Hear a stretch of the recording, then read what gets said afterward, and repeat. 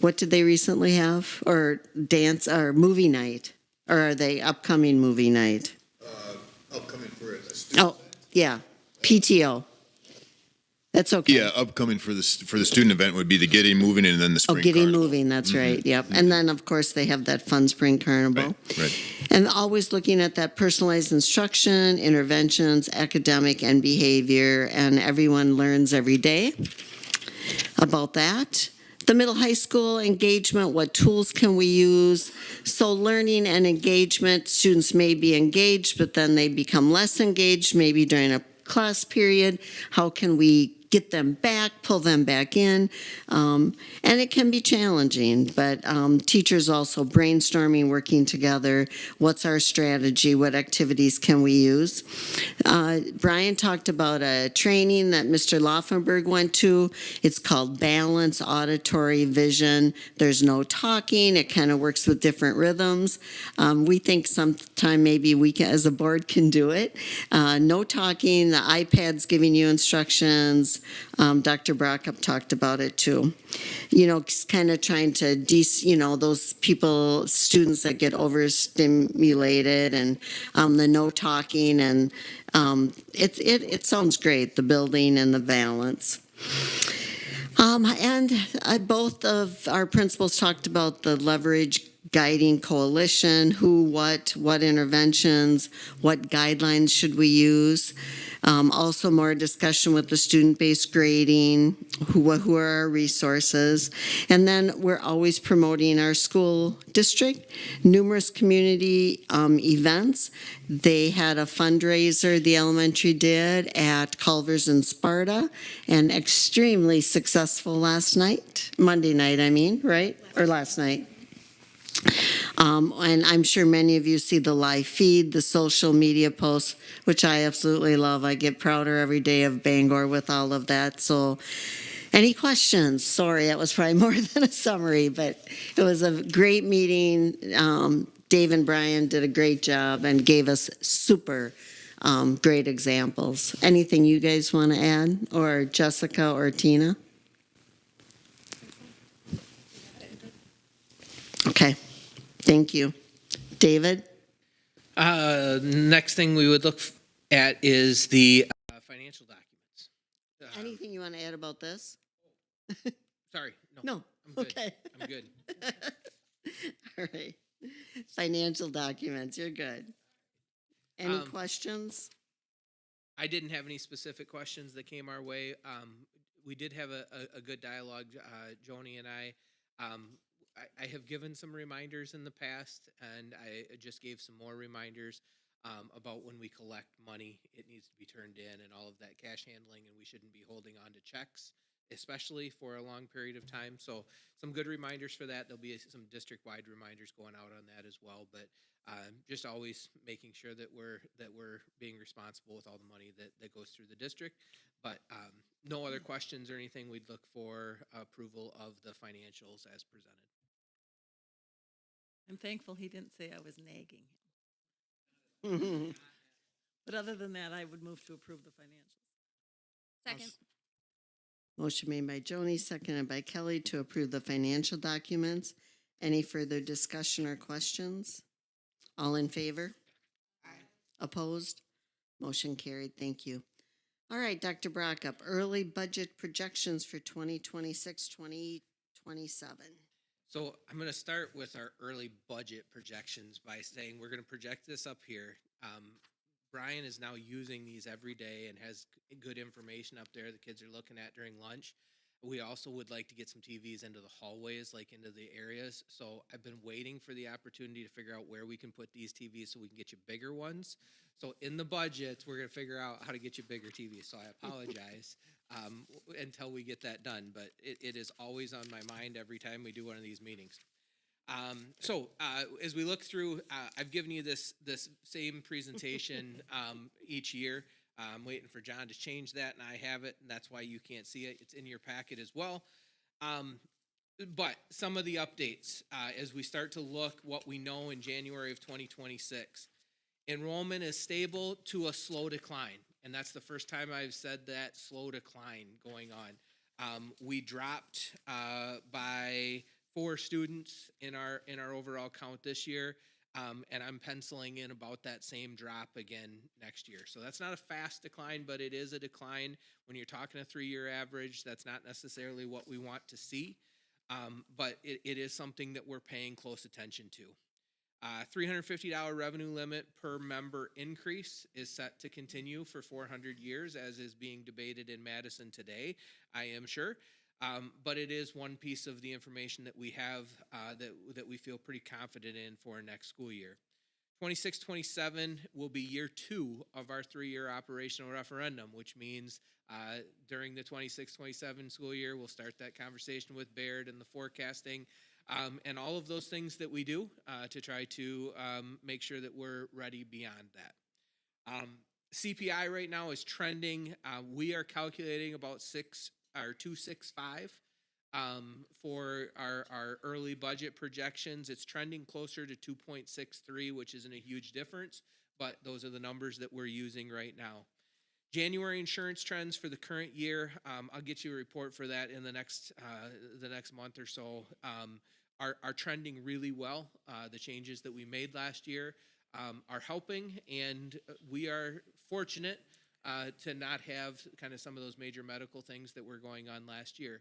As we all know, those things can change quickly for anybody at any time. So we hope we continue to go well for the wellness of everybody in the group. But the folks are using the insurance as it's intended. General operational costs do continue to creep up. 4K numbers continue to be a focus for us. More and more schools around us are going to 4K. We are, looking at that 4K program and making sure that it continues to be competitive, that we can get as many students starting with us as possible. So those conversations go on, and we look at those numbers for next year. What we're anticipating right now is they're up from this year, which is a good thing. And starting to get in that 40 plus bubble where we start thinking about third sections and all those types of things. It's early, but we're watching those. We, with the additional special education teacher that will start this month with us, we believe we'll be able to remove the open enrollment cap that we've had for special ed at the elementary school. And I think that's significant, especially when we look at that slow enrollment. We did decline 3 this year because of special ed, all of which had siblings. So you start to take, 6-ish kids, and you look at that equation, and it might keep us to that stable on the enrollment piece. The next slide, this is that drop on those last 2 up there that you can see is that four student drop, or the 4 head count drop over with the enrollment over time.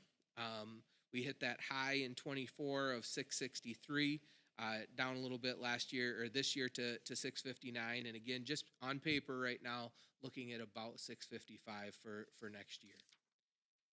Historical revenue limits, you can see that $350 per pupil starting to kick in there in 23, going from 11,000 to 11,350, 11,700, and then next year anticipating that 1250. Just seeing that over time.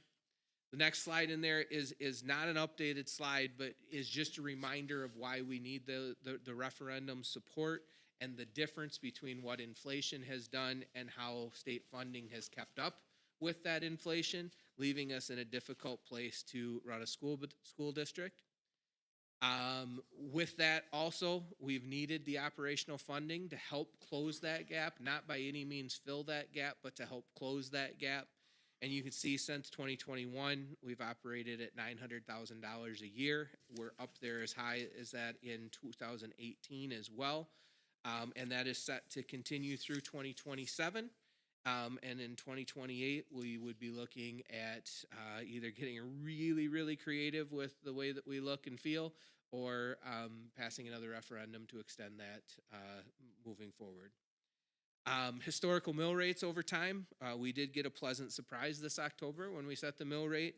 That we went, instead of the 937 that we had anticipated at referendum time, to an 875. We believe that we'll be able to continue to slowly drop that number and keep that on a good trajectory moving forward. So goals in the budget preparation as we start planning for next year, which I felt like as soon as I came back from break and it was 2026, the focus was the 26-27 school year for me, which is a little bit crazy. But we are beginning the conversations and constantly talking about planning for proper building and district level staffing to meet the district goals in the most efficient and effective ways possible.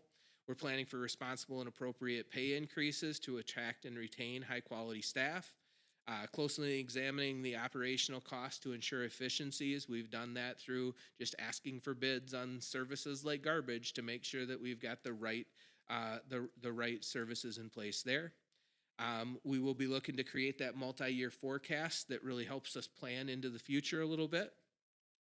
And I think this year especially, really paying attention as we plan for this, understanding if you are paying attention at all at the statewide level, the conversations going around about the statewide impact on property taxes from schools this year specifically.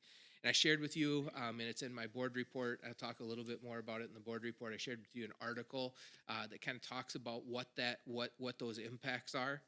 I think just having an understanding that we are not alone in Bangor with the challenges that we are facing. It is statewide and it is a systemic funding model challenge that we're all facing.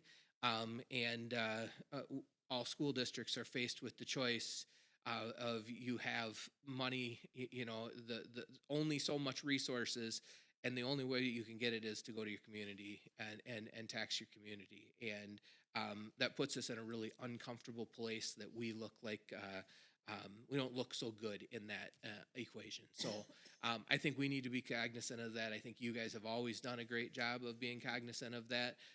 But I think just the changing dynamic on that may change the way that we approach things moving forward as well. So that's the budget outlook for 26-27. Any questions for me?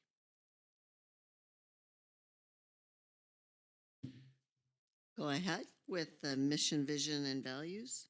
Yeah, and I would really invite any of the folks that took a part in this to share as well.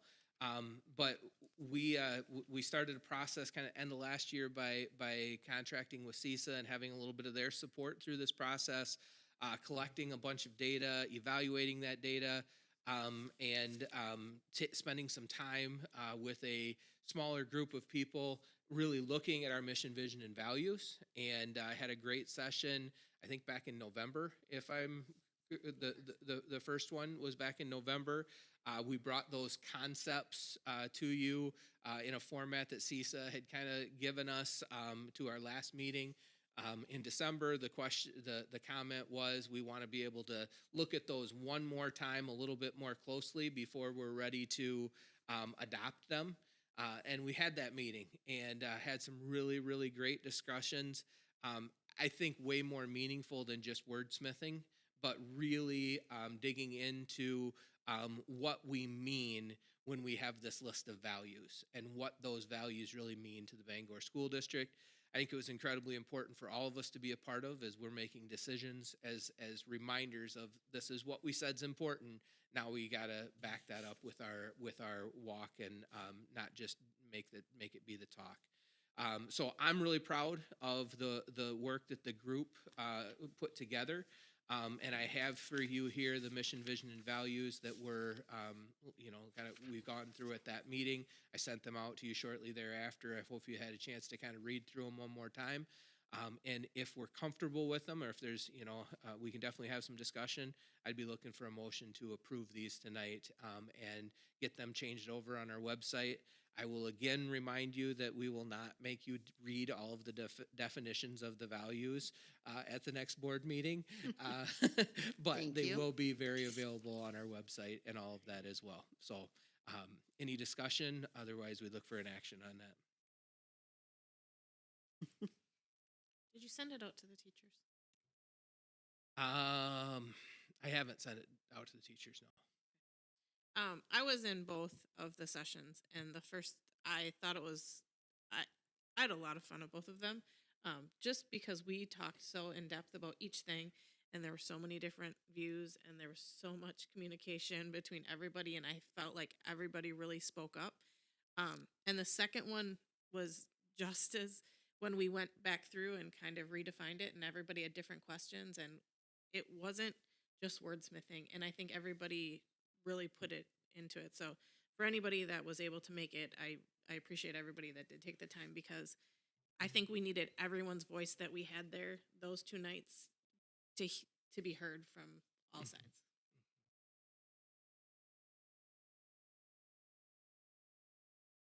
Thank you, Tina. But if there are no other questions, I would make a motion to approve what was presented here tonight for our new mission visions. Second. Motion by Tina, seconded by Joni. Any other comments or questions? All in favor? Aye. Opposed? Motion carried. Thank you. Open enrollment caps. Yeah. Before I do that, I'm just going to commend you for your work on that, because I think you did a great job, and I think we've got a great document that we can be proud of. I will share that out with staff right away, and we'll start to use that on all of our documents. For open enrollment, this has been in the consent agenda the last couple of years because it's been fairly boilerplate, just kind of rolling things forward. There's a couple things that, with the conversations we have had in the last year, we wanted to make sure that were discussed. So one, you can see on that document the 42 projected enrollment in pre-K, or that 4K, that PS at the top. It's showing a -2 right now. I don't think that means we're going to start turning people away at this point in time. That's still a complete guess of where we are.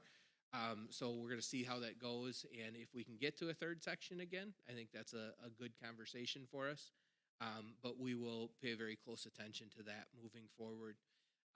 When you get to the middle school section, to summarize the change there, there's a progression of kind of those classroom capacities and what's ideal for ratios. And we've had the 25, 26, 27 when needed at the 3rd, 4th, and 5th grade level. And we feel like that's reasonable at the 6th, 7th, and 8th grade level as well. So those capacities were just at 50 on there, kind of closing those off. We felt like 56 is still reasonable for a middle school classroom. So we changed that and still do have a little bit of space available to us there. So that's a slight change. I would say high school, there's no real changes there. Speech and language, we're sitting at that 57 right now. I think that's still a place that we want to be saved, considering, or closed, because we have one speech and language teacher across both buildings doing that. I think that's the right place to be for speech and language. And then again, we talked about it. I talked about it in my slideshow there. We have hired that 3rd elementary special ed teacher. For the 5 years that I've done this sheet, we have said 15-1 is our number at the elementary school. So with 3 teachers, that would be 45, and that's how we've always done it. We broke 30 to got to 31, 32, and some kids coming in and out around there. And we decided as a board that we needed to add that third, that third position. In doing that, I'm really questioning whether 15 is our number or not. So those were the conversations we had at admin. I know that Josh and Dave have had those with the special ed team down there. By moving that to 40, I think it's a little bit closer to reality of what we're targeting there, that 13-ish range for our special ed team down there. But that does mean we can add 13 more kids down there before we need to hire another teacher. Those are the numbers we've always run at. Again, I didn't want to put that at 45 and then come back to you at 35 and say we need another teacher, because there's some reason we put these numbers in place. So I wanted to have a little discussion about that and just make sure that you had a chance to ask any questions that you may have on that of the team. But those are the changes. Any questions, feel free to ask, and we can tweak a little bit, or we can look to approve this as it is. Did these numbers change from last year? Which Besides numbers? special education, our numbers. So you have, Our 5K5 Yep. last year would have been a capacity of 30 because we were only planning for 2 teachers. oh yeah, Oh, yeah. So from besides special ed education, do we make any other changes? So 9 to 12, 6 to 8. I think these were our numbers up to 56 change. This sixth, changed. 7th, and 8th changed from 50 to 56. and for why do capacity. we feel like that is the 6th to 5th? Because I know I always question the 3 to 4 and how on 2 to Yeah. 3 why we feel like that changes. So why do we feel from 5 to 6 that it changes? Why can we teach more kids at 6th grade than More we in- can at 5th grade? I would say in general, more independence of those students. We also break them up a little bit differently too, See, in where elementary school, you're at a different environment than you are. you're in the same place all day. The kids are getting divided out differently throughout much of the day here. So it's really, we have kids that maybe grade level advance, so they're not in all of the same level classes, for math or whatever it may be. There's a lot of factors there. If you look, we're 60 at the high school, for those same, kind of that capacity. And we're 54, 50 at the elementary school. So it's putting a little bit of progression in there. So when you have your projected enrollment, and I look at that, are those the numbers that you have in enrollment right now? It's what we anticipate for next So year like in those grade 7th levels. grade right now would be your 6th grade. What's your enrollment number right now? Pretty close to that 53, isn't it? Yep. So, okay, so your projected enrollment is the same as what we have right now for what you're looking for. And you would like to open up for special education for open enrollment there. No, that's not special ed. It's just open enrollment in general. Oh, our total. So you're still leaving this closed at this time, or you're opening, because it's saying closed on the right? That's speech and language. That's speech and language. We don't have any room for any more speech and language. Okay. But this doesn't, yeah. So where does it show us how many spaces you have here? Or what? Special education. Yeah. So projected spaces at the very bottom, in the bottom right, projected spaces 13 and 9. 612 is 9, 13 for 5K5. That was what I was asking. That's the projected spaces, but that's different than up above. So so the special ed is if special ed were closed at the 612 level, any grade level that anywhere 6 through 12 that open enrolled that had an IEP, we would automatically decline. If we're full at a grade level up above, any student that applies, special ed or not, can be declined if we're full. If there are no spaces available.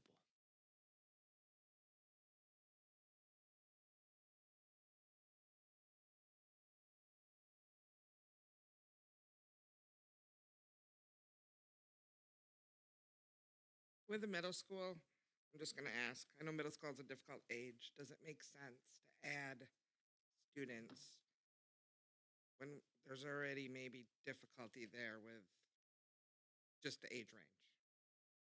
That's my concern.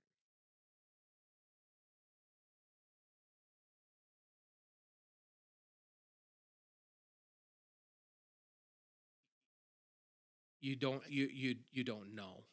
I mean, we could add somebody that's absolutely amazing and that has absolutely no I don't mean it on difficulty an with the individual basis. transition. I just mean as a whole. I mean, the middle school age is like, you know, difficult. The kids are finding themselves, and I just, I guess when a large part of our funding is based on our enrollment directly tied to that, do we want to close it out when that student may have siblings in other grades?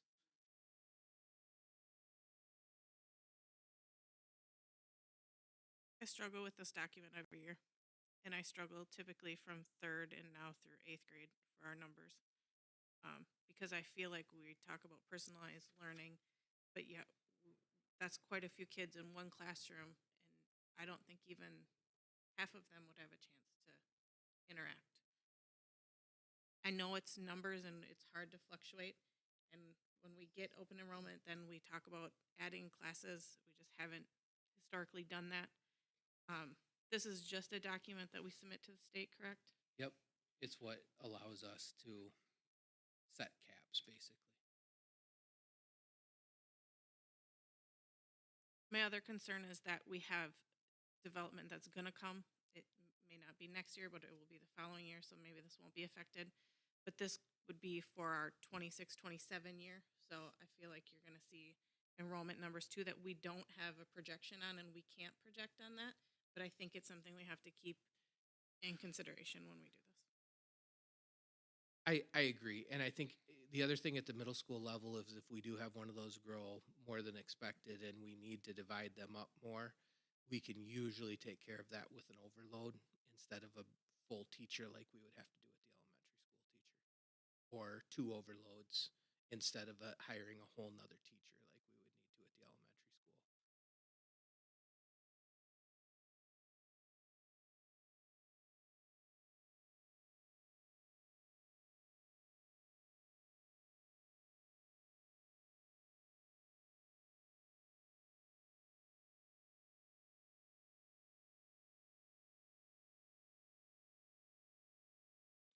It's really difficult to control where the kids come.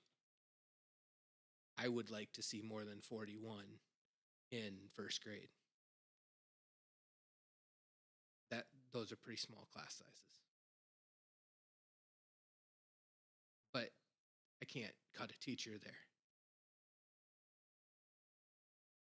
By allowing a little bit more where I believe it's reasonable at the middle school level, it helps us to ensure that we continue to provide that great start for kids that we're doing at the elementary level, and that consistency that we're developing there. It's a bigger picture item. That's there for them for 3 years. And then after that, depending on what class size they're in, they're going to have to adapt real quick to a much larger classroom and to learn that you don't get what you had last year. That's a real hard thing to live with for 6 years until maybe you start picking your electives as a freshman. And I agree. But our conversation is, do we either make those sizes larger at the younger level so it's consistent all the way through? Or how high are we going to increase the request for an operational referendum? Because when I look at the numbers for next year, it's staffing status quo. There's not room to add more teachers.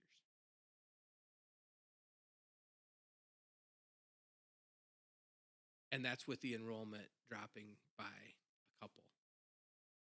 If we start closing them off, I talked about it with the special ed, and you turn some away and they have siblings. The few that you turn away end up being more than that.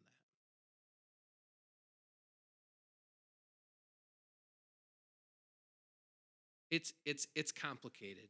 This is the document that goes in place that is public on where there are spots and where there's not.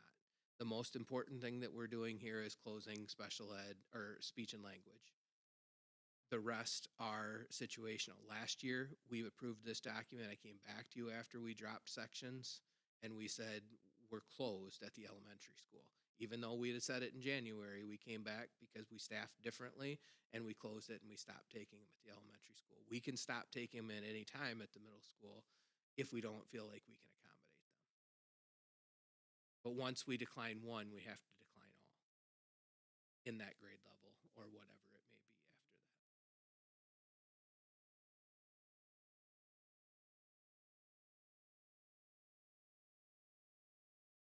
It's capacity, it's not goal.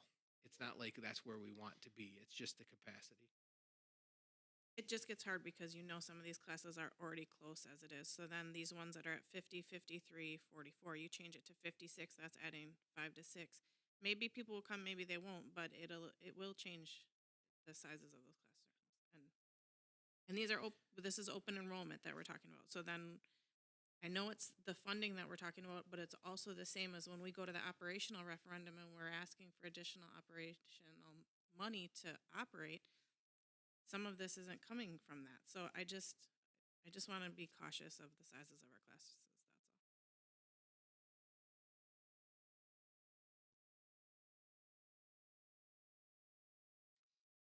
Good discussion. I think it's important what you just said about this is capacity, not our goal. I mean, this can be looked at every month, every other month. It can, I mean, it's. It can. Absolutely. It can. And if we start declining because we can look at the dynamics of a grade level and just there's no way we can add more kids in at this grade level, we can start declining, but once we decline it, we decline everything after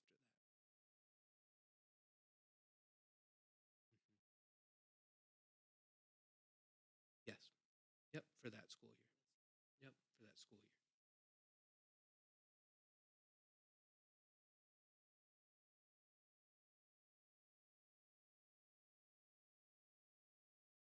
I'm sorry, You what'd said say? you can start declining at any time, but once you decline, it's just for that grade level. right? Correct. Correct. And we've done that. We have declined some this year specifically for one of the elementary grade levels. I believe it was 5th grade.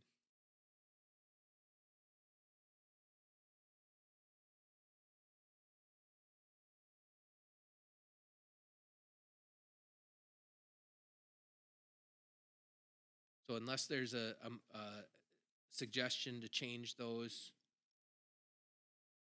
I'd look for action to approve it. There's no more discussion. I'll make a motion to approve the open enrollment caps for the 26-27 school year as presented. I'll second. Motion made by Shelley, seconded by Jessica. Any other questions or further discussion? All in favor? Aye. Opposed? Motion carried. Thank you. All right, moving on to personnel. Retirement, middle school math teacher, Mrs. Carrie That's who Johnson. you want me to. Go ahead. Yep. So Carrie Johnson, 33 years in education, 9 here at Bangor. Incredibly influential at the middle school. Does an amazing job with the students, engaging them in math class. Can't say enough positive things about her. At the high school, middle high school, both for technology interventionist, Sherry Horseman, 36 years in education, 28 years in the district. Talked to her this morning. This was a very hard decision. She knows that it's time. Has her hands in a lot of different pots here, and she'll truly be missed. They both will be missed. So we will do these one at a time. We'll do Mrs. Johnson first. I'll make a motion to approve the retirement of Carrie Johnson from her position as middle school math teacher, effective at the end of the 25-26 school year. I'll second. Motion made by Shelley, seconded by Jessica. All in favor? Aye. Opposed? Motion carried. Thank you, Mrs. Johnson, Carrie, for your years of service to the Bangor School District. And now we will do Mrs. Horseman, who, as Brian said, business education, but recently she's been our reading interventionalist and iPad coordinator. Both of them have letters in our packet, and we're on our virtual as well. I'll make a motion to approve the retirement of Sherry Horseman from her position as iPad coordinator and interventionist at the end of the 25-26 school year. Second. Motion by Joni, seconded by Kelly. All in favor? Opposed? Motion carried. Thank you. I'll abstain. Thank you, Mrs. Horseman. Thank you, Sherry, for your years of service to the Bangor School District, and both of you, Carrie and Sherry, for your years in education. All right, administrative reports. Mr. Chaplin. So I did my report too soon, and I think it got deleted. So I had to redo it, so it won't be in your printed one, but it is on the board docs. So the first one would be Child Development Day and 4K registration. We are in the process of planning and implementing that. If you remember, schools are required to do activities to find students that may have disabilities, age 3 through 21. Obviously, 3-year-olds are not in school, so they're kind of harder to find. So you have to do activities to try to find those students and make sure that they do or do not have a disability. And so one of our ways to do that is to do Child Development Day, where kids come in and do screenings and see if we may need to do a further evaluation. What we are adding this year is we're partnering with La Crosse County's Birth to 3, so they have the other part of kids 0 to 3 that they have to find if they may or may not have disabilities.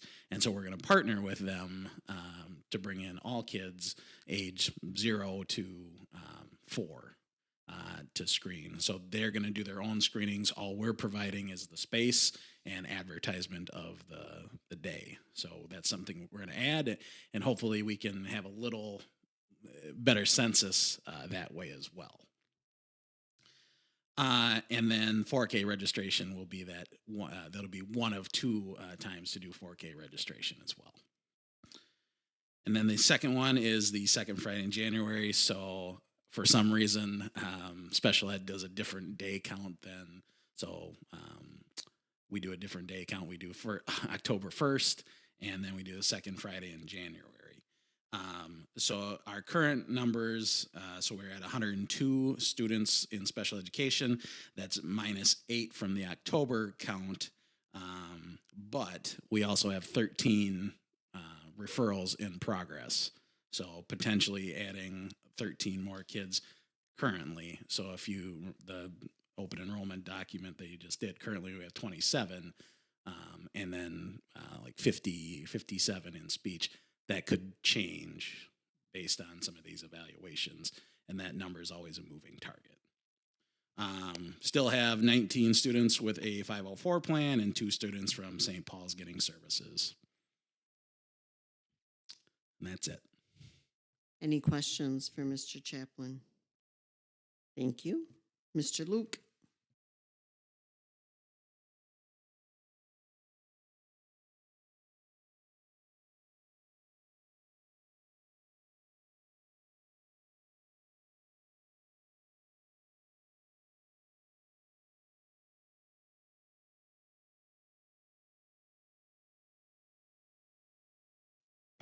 All right, so first, at the December school board meeting, we had just completed our elementary holiday concert at the activity center. However, we had another mini concert after that, and that was for 4K, the 4K sing-along, which was on the 23rd of December. So the 4Kers get to showcase their talents, and the teachers just did an outstanding job with that. And once again, as we've said a couple times tonight, the Bangor community showed up. So we were expecting 70 family members. We set up chairs. We set up 90 chairs, so an extra 20 4K. for the 4K sing-along, and we had, I think I counted about 60 people standing. So they showed up. We were not expecting that. But it just goes, so number one, I guess we're going to have to set up double the chairs next year, what we think we're going to have to set up. But it just goes to show that that the Bangor community just shows up. Okay, so number 2, elf fun. I just thought I'd add this in so you could have a few little laughs at my expense. We really, at the elementary, just wanted to make December, it's kind of it's a little bit of a long haul there, those first few months, and we have a lot of things that we're working on, and so decided it was time to have a little bit of fun. And so we did that in a variety of ways. If you look at the upper left-hand picture. That's a picture of me as an elf. Well, I guess they all kind of are, but there's a little game that my wife came up with, and so I had pictures of, or we had pictures of all the staff members. So insert any staff member's face into that little elf, and we taped them all around the school, and they would go and find them, and then they would come in and get a prize that for finding their elf. And then the pictures. So if you look at picture number 2. So I walk in on the last full week of the school year, or of the before Christmas break, on that Monday, and I'm like, what on earth? I get there fairly early in the morning, and I saw this big white sheet, and those are the front doors. And I was like, what on earth is that? So I went around to the front side and I looked, and here it was. Obviously, with the mustache, it's me as an elf. It was a surprise. I did not draw that picture, and I did not color that picture. And I did not tape that picture up. So the staff kind of teamed up to do that. And then, so then I start walking around the building, opening doors in the morning for the classroom doors. And here I see all these a combination of gingerbread men and elves. And I think there's some maybe Santas or something like that on there too. I forget now. So they were all over the building. Some were colored by staff, and some were colored by teachers. And it was pretty fun. At first, I was like, seriously, but it was a fun way to end the December. So the kids had a good time with it. Number 3 on my agenda is mid-year testing interventions. I mentioned this in the goals meeting. Right now we are finishing up our mid-year testing, and then what follows from that is our interventions. So we're deciding who's going to receive the interventions and what interventions they're going to receive. It'd be either reading or math. The majority of them are reading, and of course now with Act 20, that a lot of those interventions in the bottom 25 percentile are mandatory. So we're in the process of all that. So some meetings going on, and on the PD day coming up on the 19th, we will have many discussions about that as well. Teachers will, about the interventions coming up. And then finally, I mentioned this also briefly during the goals meeting, but in February 4th is Global School Play Day, and our staff asked me a few months ago if we could do an outdoor, like a field day. And I said, yep, I'm all in on that as long as it's properly planned. And so we're going to do, it won't be on February 4th. We're going to kind of do it in our own time, but it'll be later in February. Right now we're looking at February 21st. So it'll include things such as taking our 3rd to 5th grade up to the experimental forest and doing some hikes. And then for the lower grades, outdoor experiences, play day out here on our campus. Any questions on any of that? All right, wonderful. Thank you. Thank you, Mr. Luke. Mr. Wolpat? All right, want to start off with just recapping the holidays. We have an incredible community that gives, and when we talk about the season of giving, man, they stepped up to the plate right before break. We purchased gifts for students in need, and we were able to supply gifts to 48 individual kids and 4 families. Total amount that they spent was $4,325. I had the privilege to sit in. So basically, Ms. Schultz purchases all these gifts. The staff wrap them on the PD before, and then she just calls them down one by one. And then if there's a student or a teacher that student connects with, she'll call that teacher down as well.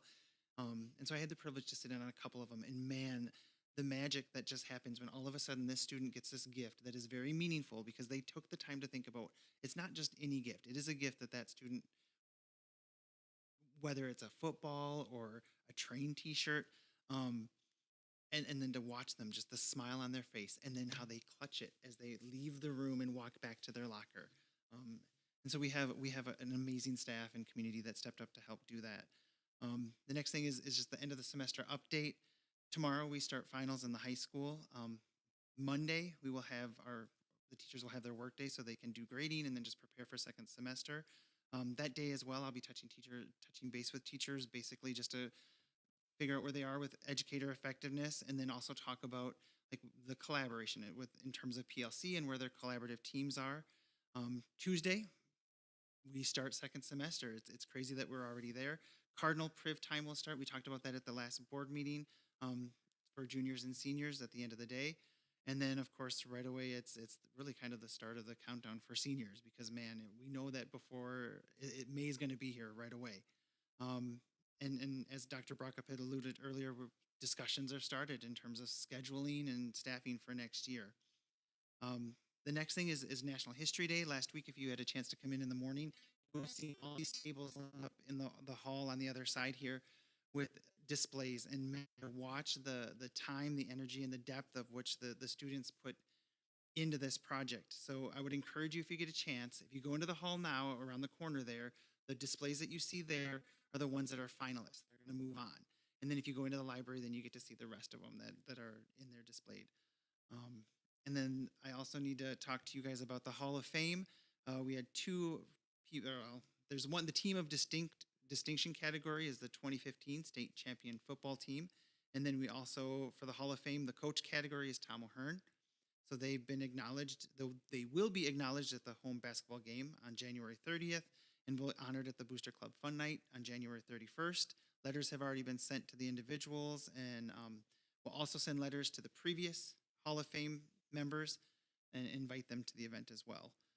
And then lastly, it's School Board Appreciation Month. And so as someone who has sat on your side of the table, I just want to thank you for your service, knowing that it's not just about showing up for an hour once a month, that you guys put a lot of time in before and after, and that the decisions that you make are very important for not only the students, the community at large. So thank you very much. Any questions for Mr. Wopat? Thank you. Dr. Brackup? Yeah, thank you. The first thing on there is I had the property tax article that I had sent to all of you. It's in the meeting notes as well if folks wanted to take a look at it. I think it was really important. This is written by Dan Rossmiller, which is the director of the WASBA, Wisconsin Association of School Boards, your association, and just kind of laying out that this is every school in the state of Wisconsin that's fighting some of these challenges right now. And school districts are doing what they need to do to continue. And there are a lot of things out of school districts' control when it comes to what's happening with property taxes. So a couple of them I just want to note for us specifically. So the no general state aid increase this year, there was the additional per pupil allotment of $350 per pupil. Oftentimes, most times when there's an additional per pupil allotment that's spendable, the state then takes from their tax revenue, from income tax revenue and those types of things, their input into that. So it kind of offsets, so it doesn't change so much the property tax in the community. With no general state aid increase, the property tax feels the majority of that weight. So that's an important thing. We didn't have any control over that. We don't have any control over it. I will say specifically for Bangor, we did go up, and we remember talking about this in October in our state aid. Our state aid was more than it was the year previous, which was a positive for us. Over 75% of the school districts in the state of Wisconsin saw their aid go down and that go up. So I think that's important for us to note for us. We have 2 decades of lagging inflation. So that's that document or that slide that I show that's kind of an old one that shows that gap between what inflation has done and how schools have been funded. That's exists for everyone. School referenda are at a record high. We're not the only ones asking our community for support for operational purposes. The declining share of state revenues allocated to schools. I thought this was a really interesting statistic in this. In 2003, 43.1% of the entire state budget went to schools. In 2023, 20 years later, that's dropped to 36.6% of the entire state budget. So public schools are not being funded at the same level of priority that they were 20 years ago. Again, that puts more burden on the local tax base. Private school vouchers are absolutely a factor. So this talks a little bit about an additional $47 million in property taxes this year that went to private schools. For our school district, you'll remember this from our October conversation, $184,008 left our tax roll. We taxed, it says on the tax bill that it's going to Bangor Public Schools. That $184,000 left us, and I cannot tell you where it went to, other than it went to voucher schools that are privately funded, or private schools. Statewide, $700 million of the state budget is going to private voucher schools. $700 million of the schools, the tax revenue that's being credited to the cost of public education, $700 million statewide is going to the private voucher schools. That's something out of our control, something that we need to raise awareness on. Property value assessments is the last piece on there, and property value, as we know, across the state has gone up. That we know that was a large part of why we were able to drop the mill rate and why we needed to drop the mill rate as far as we could this year, because we're aware that property values are going up. We responded to that by dropping much lower than what we anticipated, but we did feel this. And I think reading that article in its entirety is worth taking the time if you haven't done that. If folks are asking about why in the community, it's a great article to point to coming from the head of your organization that serves the school boards. So I thought that was worth spending a couple of minutes and sharing with you and giving you a couple of the specifics of how it affects our district. State Education Convention is in Milwaukee next week. I always love this. Amy Olson does a great job of submitting art for the contest. We will have Chloe Bellock, Sandra Yang, Camden Liga, Yolanda Nolan, and Abby Lexa all having their work displayed at the Baird Center in Milwaukee. So when I'm walking around with peers, we're going to see Bangor represented in their artwork. Abigail Lexa was actually received special recognition as an award winner for her art. So excited to see that, and congratulations to her on that as well. So it's just always worth noting as an important thing of the work that our kids are doing here in the district. That's all I got for tonight. Any questions for Dr. Brackup? All right, thank you. So removal of items from the consent agenda. Consent agenda items include current openings, Schedule C changes, and I believe David has those highlighted, and changes to note on our documents as well. Revocation of an open enrollment, the 2026 to 2028 WIAA co-op sports agreements, and overnight field trip request for the FCCLA Capital Leadership Meeting Conference.